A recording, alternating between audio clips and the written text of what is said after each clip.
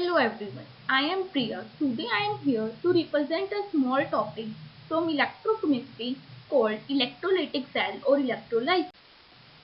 Electrolysis, a process of decomposition of an electrolyte by the passage of electricity through its aqueous solution or molten state.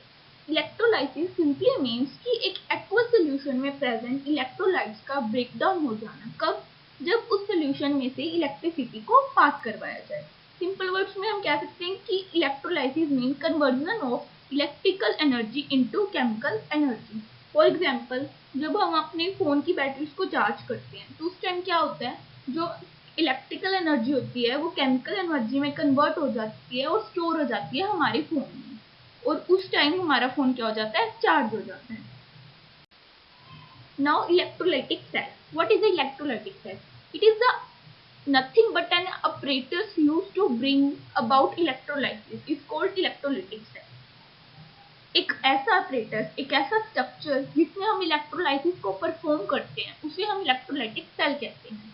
इसमें क्या होता है, electrical energy directly chemical energy में convert हो जाती है। Electrolytic cell used to electricity used to force non-spontaneous reactions to occur endothermally.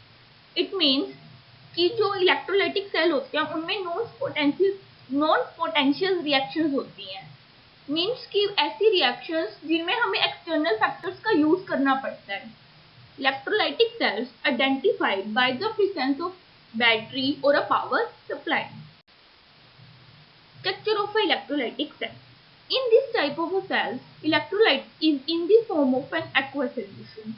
हमारे पास क्या होता है, जो हमारा इलेक्ट्रोलाइट्स होते हैं, मीन्स जो हमारे आयंस होते हैं वो एक्वस सोल्यूशन की फॉर्म में होते हैं। Two metal rods are dipped into it and are connected to a source of electricity. These rods are called electrodes. The anode is in the electrode at which oxidation takes place.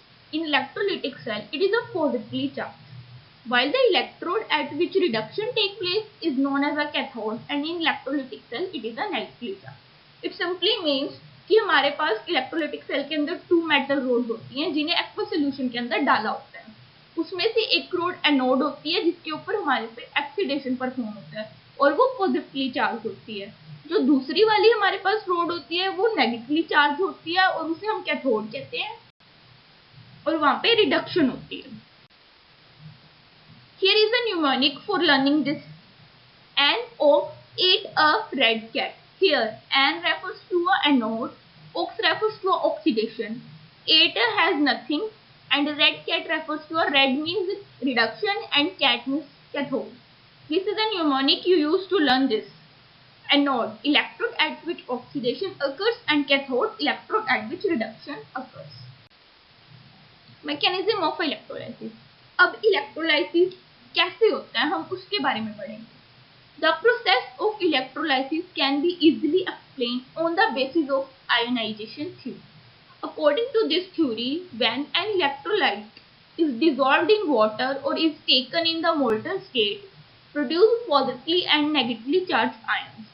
On passing electric current, the positively charged ions move towards cathode, hence called cations. Various negatively charged ions move towards anode and called anions. इनका कहने का मतलब ये है कि इस process में क्या होता है, हमारे पास दो रोड्स होती हैं, उन पे एक पे पॉजिटिव चार्ज होता है, एक पे नेगेटिव चार्ज होता है। वो चार्ज कहाँ से आता है, जो बैटरी हमने उससे कनेक्ट की होती है।